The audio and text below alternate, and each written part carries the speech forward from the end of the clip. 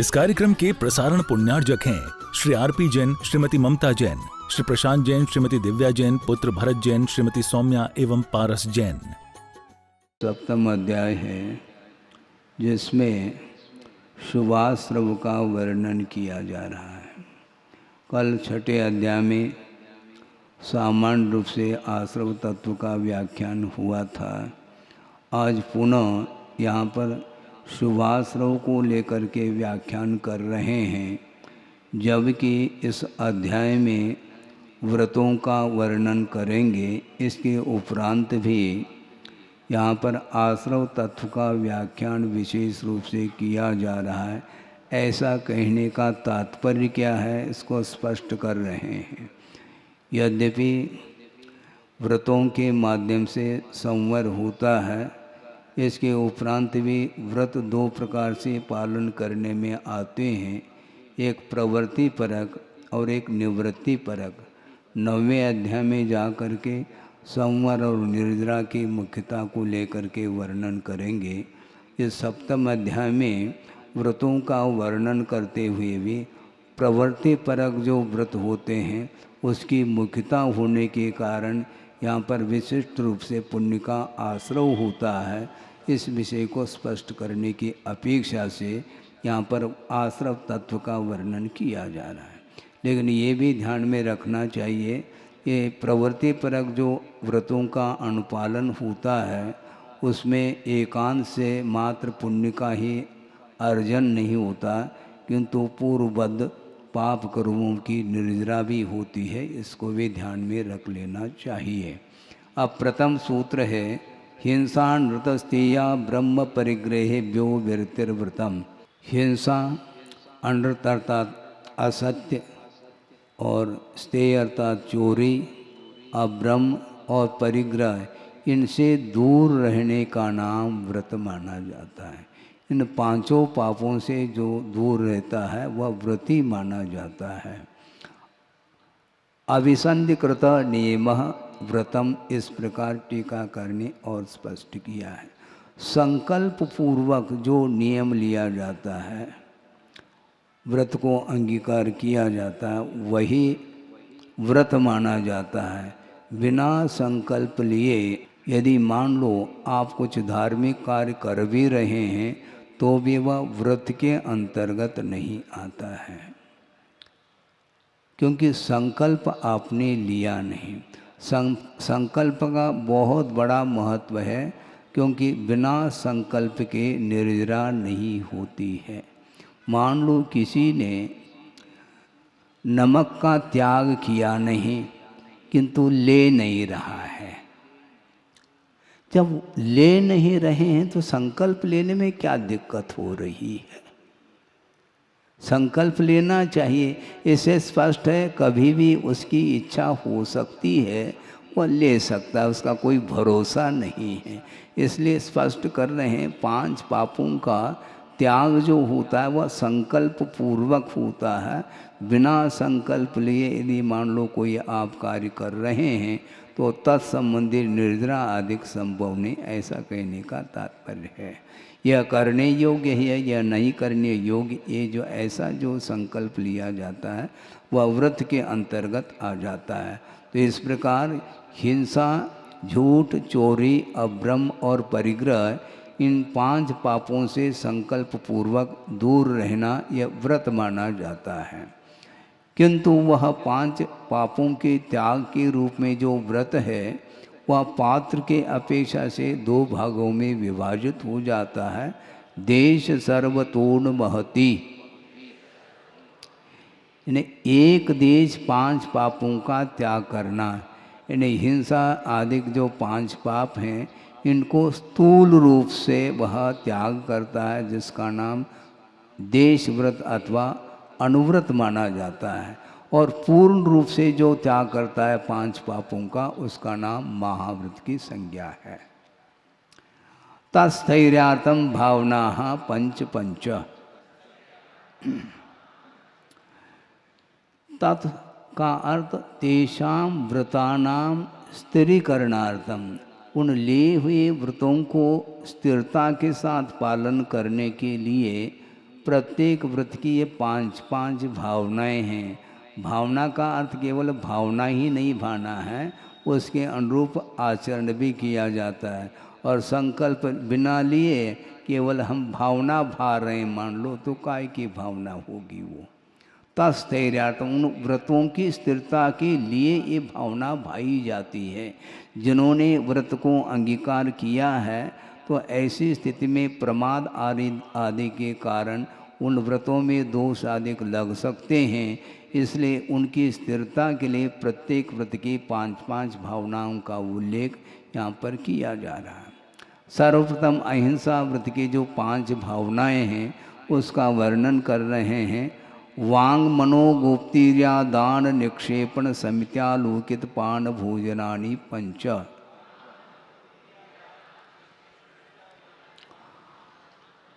अहिंसा व्रत को पालन करना है तो वचन गुप्ति, मनोगुप्ति, काय गुप्ति को नहीं लिया क्योंकि प्रवृत्ति हमें करनी है, इसलिए काय गुप्ति नहीं ली, किंतु ईर्या समिति, आदान निक्षेपण समिति और आलोकित पान भोजन, इस प्रकार ये अहिंसा व्रत की पांच भावनाएं हैं।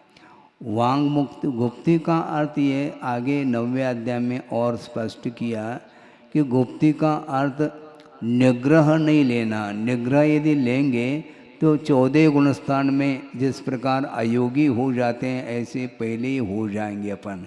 ऐसा नहीं, गुप्ति का अर्थ स्वच्छंद प्रवृत्ति को रोकने का नाम गुप्ति कहा है।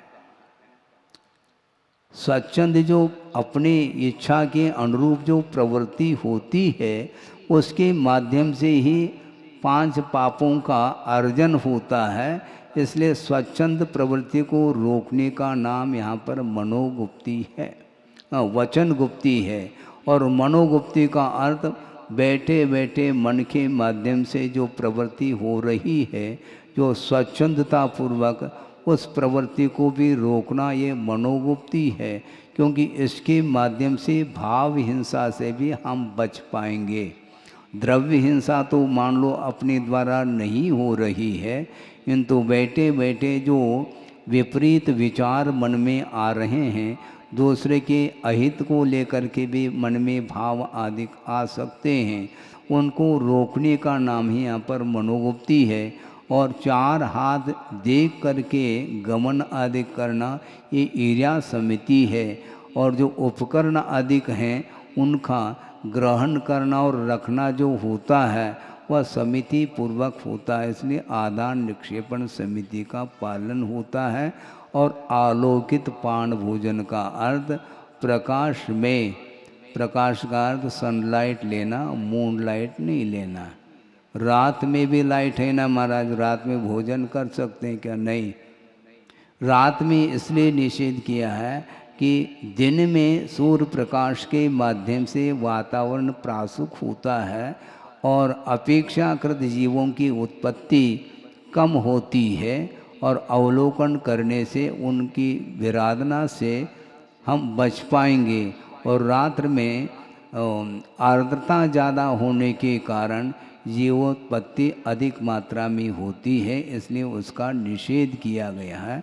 इस प्रकार ये अहिंसा व्रत की ये 5 भावनाएं हैं। क्रोध लोभ भीरुत्व हास्य प्रत्याख्याना न्यनुवीच भाषणम च पंच। प्रत्याख्यान का अर्थ त्याग होता है। क्रोध का प्रत्याख्यान, लोभ का प्रत्याख्यान, भीरुत्व का प्रत्याख्यान, हास्य का प्रत्याख्यान और अणुवीच भाषण, इन्हें आगम के अनुरूप बोलना। निर्वध्य अनुभाषणम अणुवीच भाषणम ऐसा कहा। आगम से बाधा न आए इस प्रकार निर्दोष जो है बोलना, यह सत्यव्रत की भावना के अंतर्गत लिया है।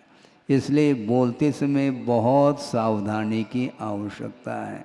मनोरंजन आदि के रूप में बोलना, यह इसके माध्यम से सत्यव्रत का पालन नहीं होता। आवेश में आकर के बोलेंगे तो भी आगम का उल्लंघन हो सकता है, होता है। लोभ के वशभूत होकर के बोलेंगे तब भी सत्य का उद्घाटन नहीं हो सकता, और डर करके बोलेंगे तो भी नहीं होगा। डरो क्यों? जब सत्यव्रत का पालन किया जा रहा है, जिसके पास सत्य है तो भय की क्या आवश्यकता है? डरो क्यों? पाप से डरो, किसी व्यक्ति विशेष से डरने की आवश्यकता क्या है? कोई आवश्यकता है ही नहीं। उसके द्वारा कुछ भी हो सकता, हमें इससे प्रयोजन नहीं, किंतु हमें निर्भीकता के साथ और निरीहता के साथ सत्य का प्रयोग करना है। इसलिए क्रोध, लोभ, भीरुत्व और हास्य इनका प्रत्याख्यान हो और आगम के अनुरूप ही बोलना है। यदि मान लो किसी के पास क्षोभशम बहुत अत्यल्प मात्रा में क्षोभशम है, वह न बोले तो ज़्यादा अच्छा है। महाराज कोई भी पूछते हैं तो नहीं बोलेंगे तो वो क्या कहेंगे? वो क्या कहेंगे? सत्य कहेंगे और क्या? हमारे पास ज्ञान नहीं, इतना ही तो कह सकते हैं ना। तो ज्ञान नहीं है तो बिना आगम के आधार से हम नहीं बोलना चाहते हैं। जिसके पास ज्ञान है उसके पास हम भेज देंगे, इसमें क्या दिक्कत है? ऐसा होना चाहिए। शून्यागार विमोचता वास परोपरोदाकरण भैक्ष शुद्धि सधर्मा विसंवादा पंचो। ये अचौर व्रत की ये 5 भावनाएं हैं। व्रत लेने के उपरांत व्रतों का जब पालन किया जाता है उस समय ये सारी बातें ध्यान में रखना होता है। यदि नहीं है तो वो दोष लग रहे हैं क्या, व्रत पल रहे हैं, इसका कोई भी भाव भाषण नहीं हो पाता। शून्यागार का अर्थ है गिरी है, गुफा है, तरु के कोटर है, इनमें निवास करना ये शून्यागार माना जाता है। और वर्तमान में इस प्रकार इन स्थानों में जा कर के साधना करने की क्षमता नहीं होने के कारण आवास जो बने हुए हैं, जो दान के रूप में जिन्होंने आवास दान, प्रश्रय दान किया है, वहाँ पर जा कर के रहने में कोई बाधा नहीं, क्योंकि उसके साथ किसी का कोई स्वामित्व नहीं है इस अपेक्षा से। परकीयेषु विमोचितेषु आवास, दूसरे ने उस स्थान को छोड़ दिया है तो वहाँ पर जा कर के भी रह सकते हैं। उसका कोई स्वामित्व नहीं है, रहने में कोई बाधा नहीं। किंतु इसके साथ परोपरोदाकरण, दूसरा कोई रह रहा है उसको रहने से रोकना नहीं चाहिए। मान लो आप जहाँ पर रहते हैं प्रतिदिन, वहाँ पर आकर के दूसरा कोई बैठ रहा है तो उस समय जो व्रती होगा उसको इस प्रकार नहीं कह सकता कि मैं प्रतिदिन यहाँ पर बैठता हूँ, तुम क्यों बैठ गए। ऐसा नहीं, हाँ आइए आप बैठिए, मुझे कहीं भी और अन्यत्र स्थान मिल सकता है, बैठ जाएंगे। उसमें अवरोध उत्पन्न नहीं होना चाहिए। दूसरे को अपने स्थान में बैठने से यदि रोकते हैं तो अचौर्य व्रत में दोष आता है। हाँ, आप आइए, क्योंकि उसके प्रति हमारा कोई स्वामित्व नहीं है। आप आइए, आप दूसरी जगह बैठ सकते हैं, इसमें क्या। नहीं मैं यहीं पर बैठूंगा तो ठीक है, अचौर व्रत का पालन करना हो तो करो, नहीं है तो ओम शांति। भैक्ष शुद्धि का अर्थ ये है आचार शास्त्र के अनुरूप भिक्षा वृत्ति रखना। यानी मूलाचार आदि ग्रंथों में श्रवण के लिए अथवा वृत्तियों के लिए आहार आदि ग्रहण करने की जो विधि बताई है उसके अनुरूप ही वह अपनी वृत्ति को रखता है, तो वह अचौर व्रत का पालन कर रहा है। आगम के अनुरूप यदि वह भिक्षा वृत्ति नहीं रखता है तो निश्चित रूप से अचौर व्रत में दोष लगेगा, ये क्लियर है। इसलिए श्रमण लोग कभी भी संकेत नहीं करते हमारे लिए ये आवश्यक है, ये बना दो हमारे लिए, हम अस्वस्थ हो गए हैं इसलिए हमारे लिए ये व्यवस्था आप दे दो। नहीं, वह वैयावृत्ति के रूप में वह करता है, वह उसका कर्तव्य है। हम किसी भी प्रकार से मन वचन काय से उसके प्रति कोई संकेत आदि नहीं दे सकते, नहीं देना चाहिए। गुरुदेव ने एक बार बहुत सूक्ष्म बात कही थी, श्रावक के सामने खांसने लगे, अपने आप उसको ज्ञात हो जाए कि महाराज को खांसी लग रही है, और है बहुत भारी समस्या, खांसते क्यों हो? खांसी नहीं भी आ रही तो खांसोगे तो निश्चित रूप से वो काली बनेगी, इसमें क्या दिक्कत है? फिर यही तो है, ये कुशलता पूर्वक अपना वह कार्य कर लेता है, जबकि ऐसा नहीं करना चाहिए। इसके उपरांत भी मान लो किसी के माध्यम से उसको जानकारी मिलती है और वयावृत्ति की अपेक्षा से वह कर लेता है सेवा आदि, तो वह अलग विषय है, किंतु मन में भाव नहीं रखना। मम इदम तव इदम, इस प्रकार सधर्मी के साधर्मी के बीच में विसंवाद नहीं करना। मम इदम, ये मैं जो कह रहा हूँ इसको सुनो, तुम्हारे के अनुरूप हम नहीं चलेंगे। वह कहता है कि आपकी बात को हम नहीं मानना चाहते। भैया नहीं मानना चाहते हैं तो हमारा आग्रह नहीं है, हाँ, क्योंकि प्रत्येक व्यक्ति जब स्वतंत्र है तो एक दूसरे के प्रति आग्रह क्यों करें? अनुग्रह कर लो, कोई बाधा नहीं है। और अनुग्रह भी उसके ऊपर किया जाता है जो चाहें। हम आपको अनुग्रहित कर रहे हैं, वो चाहें तब वो 10 बार बोले कि महाराज हमें अनुग्रहित करो, हाँ ठीक है, आगम के अनुरूप हम कर सकते हैं। इसको बोलते नहीं, उसमें बाध्यता यदि है तो निश्चित रूप से वहाँ पर अचौर व्रत पलने वाला नहीं। भावों की भी चोरी हो सकती है, ये कहा गया है। किसी दूसरे की धारणा को हम परिवर्तित करना चाहते हैं, मान लो जबरदस्ती, वह भी चोरी के अंतर्गत आ सकता है। यदि वह स्वयं सुधरना चाहता है कि महाराज हमारे पास क्षोभशम नहीं है, आगम का ज्ञान नहीं है, इसलिए आगम के अनुरूप हम चर्या का पालन करना चाहते हैं, इसलिए आप हमारे लिए अनुग्रहित करिएगा, इस प्रकार वह विनीत भाव के साथ आकर के यदि मान लो बोलता है तो उसके लिए किया जा सकता है, इसमें बाधा नहीं। अब अचौर व्रत की 5 भावनाएं, स्त्री राकता श्रवण, तन मनोहरांग निरीक्षण, पूर्व रतानुस्मरण, व्रश्रेष्ठ रस और स्वशरीर संस्कार त्यागा 5। अब देखो ये सूत्र जो आया है वह केवल पुरुष के लिए इंगित करता है, किंतु कथन किसी अपेक्षा से किया जा सकता है। किंतु यदि मान लो स्त्री ने भी व्रत अंगीकार किए हैं, उनको भी चतुर्थ जो ब्रह्मचर्य व्रत का अनुपालन उनको भी करना है, तो दोनों के लिए यह सूत्र लागू हो रहा है, केवल आपके लिए सूत्र लागू नहीं हो रहा है। स्त्री के राग वर्धक जो कथाएं हैं उसका श्रवण नहीं करना चाहिए। यदि आप ब्रह्मचर्य व्रत को अखंडित रखना चाहते हैं तो, और तन मनोहरांग निरीक्षण, उनके मनोहर अंगों का निरीक्षण अवलोकन आदि नहीं करना। ये त्याग शब्द प्रत्येक साथ जोड़ देना, यानी स्त्री राकता श्रवण का त्याग, उनके मनोहर अंगों पंगों के निरीक्षण का त्याग, और इसके साथ पूर्व रतानुस्मरण। अभी तो छोड़ दिया है, किंतु पहले जिनके साथ संबंध रखते थे उसका अनुस्मरण का भी त्याग करो, ऐसा कह रहे हैं। जो पीछे पहले जब गृहस्थाश्रम में थे, मान लो कोई विवाहित भी हो सकता है जिसके साथ उसका संबंध था, अब संबंध तो छोड़ दिया किंतु उसका अनुस्मरण भी नहीं करना। स्मृति के माध्यम से उसका याद करेंगे उसको, तो भी वह ब्रह्मचर्य व्रत में दोष आ जाएगा, इसलिए उसका भी त्याग करने के लिए कहा है।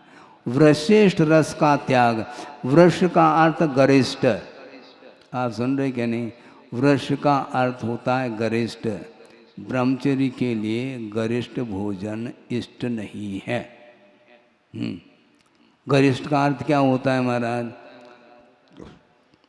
दूध है ये गरिष्ठ नहीं, किंतु अति मात्रा में लेंगे तो भी वह गरिष्ठ हो सकता है। किंतु वह दूध है उसको ओटा जा रहा है, फिर वो क्या कहलाया? वो दूध नहीं। महाराज दूध ही है, दूध नहीं है, ध्यान रखो। इतना गाढ़ा कैसा दूध आ गया? है? हाँ, महाराज कह रहे हैं कि दूध की चटनी वो रबड़ी है,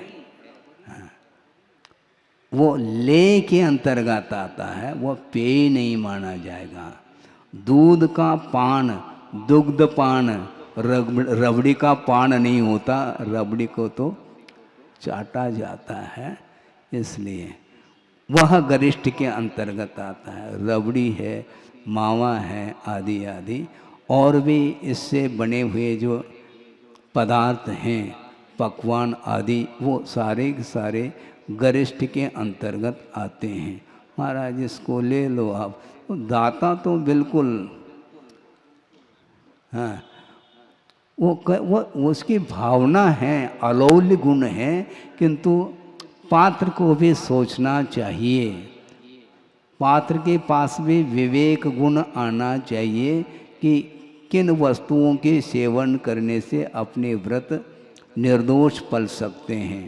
तो इस प्रकार वश अर्थात गरिष्ठ का त्याग और इष्ट का त्याग। इष्ट का त्याग क्या? जिसके बिना भोजन उतरे नहीं। सोचो, विचार को, जिसके बिना भोजन भा नहीं रहा है, गरिष्ठ भी है तो वह नहीं भाता, क्योंकि वह इष्ट नहीं। और इष्ट कोई भी वस्तु हो सकती है, उसके बिना वह भोजन नहीं भा रहा है, उसका त्याग करने के लिए कहा है। अन्यथा इष्ट का अर्थ क्या है हमें बता दो। महाराज ये तो बहुत कठिन है। कठिन तो है, हाँ, ये बात अलग है। मान लो स्वास्थ्य की अपेक्षा आरोग्य की दृष्टि से कोई भी सुपाच्य वस्तु का सेवन किया जा रहा है, उसको यहाँ पर ग्रहण नहीं कर रहे हैं, किंतु उसके प्रति जो आसक्ति है उसको दूर करने की अपेक्षा से इष्ट का भी परित्याग किया जा सकता है, करना चाहिए। मान लो हरी मिर्ची भी हो सकती है, नींबू भी हो सकता, कुछ भी हो सकता है, इसमें क्या दिक्कत है? इष्ट यदि है, क्योंकि उसके बिना भोजन लिया नहीं जा रहा है, इसलिए वह उसके लिए इष्ट माना जाता, उसका त्याग करने के लिए कहा है। दूसरी बात यह है कि इष्ट वस्तु के लेने से ही डाइट बढ़ जाता है। डाइट जो बढ़ता है, फुल डाइट जिसको बोलते हैं, वह बिना इसके संभव नहीं। मान लो बिना रस के नीरस यदि भोजन करेंगे तो निश्चित रूप से डाइट में अंतर आएगा। वो फुल डाइट लेने में बहुत उसको कठिनाई जाती है, लेकिन कहा तो है इसमें इस प्रकार ये। और अंतिम ये है स्व शरीर संस्कार। अपने शरीर को अब संस्कारित नहीं करेंगे, अनेक प्रकार के सुगंधित पदार्थों के माध्यम से शरीर को संस्कारित करना, ये ब्रह्मचर्य व्रत में दोष आता है। इस प्रकार ये 5 भावनाएं मानी जाती हैं। मनोज्ञा मनोज्ञेन्द्रिय विषय राग द्वेष वर्जनानी 5, इसमें तो सब आ गया। ये अपरिग्रह व्रत की जो 5 भावनाएं हैं, इसमें मनोज्ञ और अमनोज्ञ यानी इष्ट और अनिष्ट के रूप में 5 इंद्रियों के जो विषय हैं, उनमें राग द्वेष को छोड़ने के लिए कहा जा रहा है। और राग होगा तो निश्चित रूप से वह सेवन करने में आएगा, और द्वेष होगा तो सेवन किया नहीं जा रहा है। महाराज हम कैसे छोड़ें? अच्छा, अनिष्ट पदार्थ को कैसे छोड़ रहे हैं आप? उसमें किसी ने आपको प्रशिक्षण नहीं दिया और अपने आप छोड़ते चले जा रहे हैं। और इष्ट पदार्थों को छोड़ने के लिए हम कैसे छोड़ें, ये पूछा जा रहा है। अब सोचो आप, हैं? छाया में आकर के बैठ गए, क्योंकि छाया इष्ट है और धूप इष्ट नहीं है, अपने आप छोड़ दिया। उसको छोड़ने के लिए कहा किसने आपको? तो यहाँ पर ये कहा जा रहा है, मनोज्ञ और अमनोज्ञ जितने भी 5 इंद्रियों के विषय हैं, उनके प्रति हर्ष विषाद अथवा राग द्वेषादिक नहीं करना। यदि करते हैं तो अपरिग्रह व्रत में दोष आ सकता है, आता है। इस प्रकार 5 व्रतों के प्रत्येक के 5-5 भावनाओं का वर्णन किया। हिंसादिष्विहा मूत्रापाय वद्य दर्शनम। और ये जो 9वां सूत्र आया है, ये जो 5 पापों के विषय में क्या भावना रखना, जिसके माध्यम से 5 व्रतों का निर्दोष पालन हो सके, इसको भी भावना के रूप में रखा है। यानी हिंसा, झूठ, चोरी, कुशील और परिग्रह, इसके आधार से हानि क्या है ये बताया गया है। यह और अमूत्र, इस लोक और अमूत्र अर्थात परलोक में अपाय देखने में आता है। क्योंकि अपाय का अर्थ इन्होंने ये दिया टीकाकार ने, अभ्युदय अर्थात स्वर्गीय सुख और निःश्रेयस अर्थात मोक्ष सुख, इनको प्राप्त करने में कारणभूत जो क्रियाएं हैं, उन क्रियाओं का विनाश करने वाला जो प्रयोग अर्थात प्रवृत्ति है, उसका नाम अपाय कहा। यानी वह उपाय नहीं, वह अपाय है। और अवध्य अर्थात वह निंदा का पात्र बनता है। 5 पापों में रत रहने वाला जो व्यक्ति है, वह इस लोक में भी और परलोक में भी वह निंदा का पात्र बनता है, वह स्तुति का पात्र नहीं बनता। इस प्रकार विचारना चाहिए। दुखमेव वा, अथवा ये 5 पाप दुख रूप ही हैं। श्रद्धा तो कम से कम करो। जब दुख रूप हैं तो उन 5 पापों का हम आश्रय क्यों लें? क्योंकि दुख के लिए कारण होने के कारण उन 5 पापों को ही दुख रूप कहा। क्योंकि 5 पाप के माध्यम से ही पाप कर्म का बंध होता है। असाता आदि जो पाप प्रकृतियां बनती हैं, इन 5 पापों के माध्यम से बनती हैं और उसके माध्यम से उसके उदय में दुख उठाना पड़ता है। इसलिए ये 5 पाप किमात्मक हैं, ये दुख रूप हैं, ऐसा विचारना चाहिए। जगत मैत्री प्रमोद कारुण्य माध्यस्थ्यानि च सत्वगुणादिक क्लिश्यमाना विनेयेषु। ये 4 पात्र हैं और प्रत्येक के लिए एक एक भावनाओं के लिए कहा है। मैत्री भाव किसको बोलते हैं? दूसरे के जीवन में दुख उत्पन्न न हो, इस प्रकार की जो पवित्र भावना है, उसका नाम मैत्री भावना है।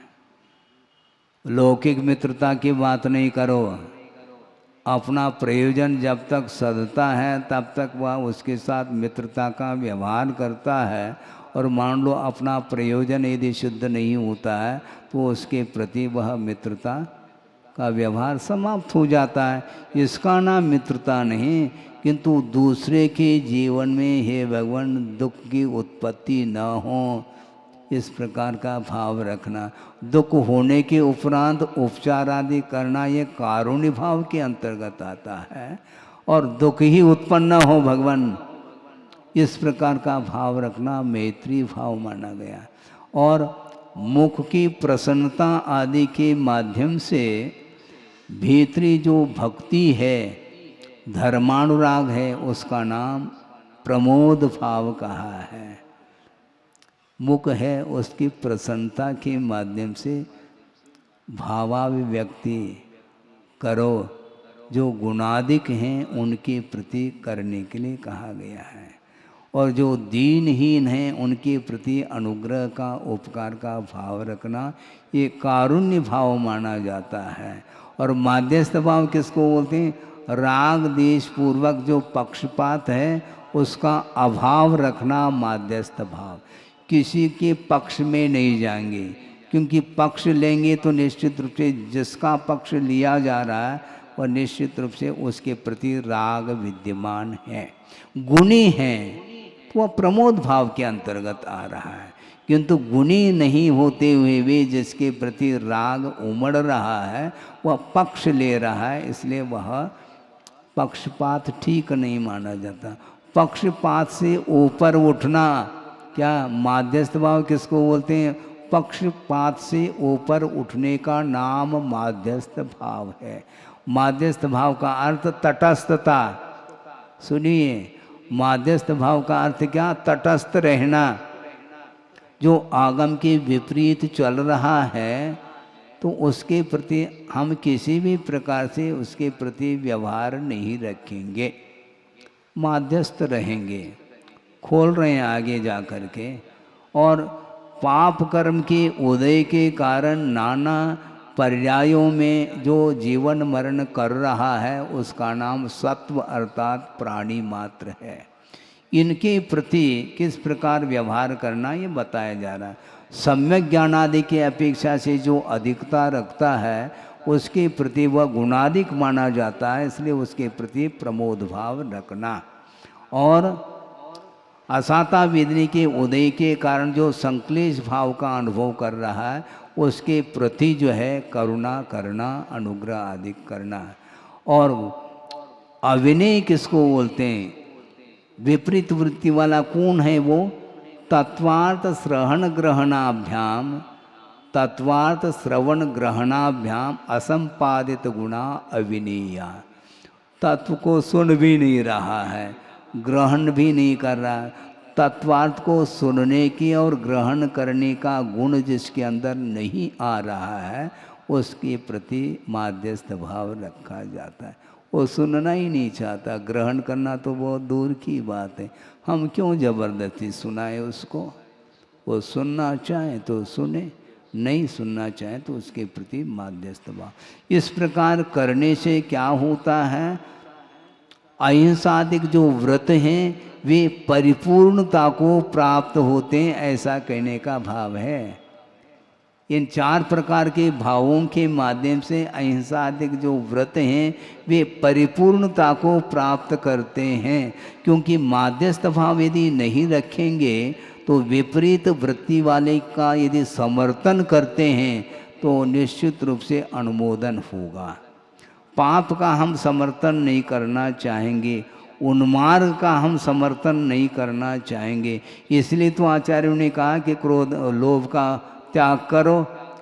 आपके पास कोई न कोई लोभ होगा तभी तो विपरीत मार्ग का भी समर्थन करने के लिए खड़े हो। नहीं होना चाहिए। इसके माध्यम से व्रतों की रक्षा होती है। जगत का है स्वभाव व समेग वैराग्यार्थम। संवेग अर्थात भीति उत्पन्न हो, संसार से भीति। किसी ने कहा था कि महाराज हमें डर लगता है। हमने उनको कहा डर तो लगना चाहिए संसार से, क्या दिक्कत है आपको? संसार से तो भीति होनी ही चाहिए। जगत के बारे में यदि विचार करेंगे तो निश्चित रूप से भीति उत्पन्न होगी।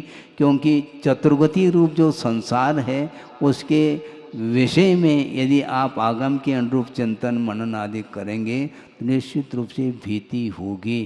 क्योंकि जो नरक में जा कर के दुख का अनुभव कर रहा है वही भी तो एक नरक गति है।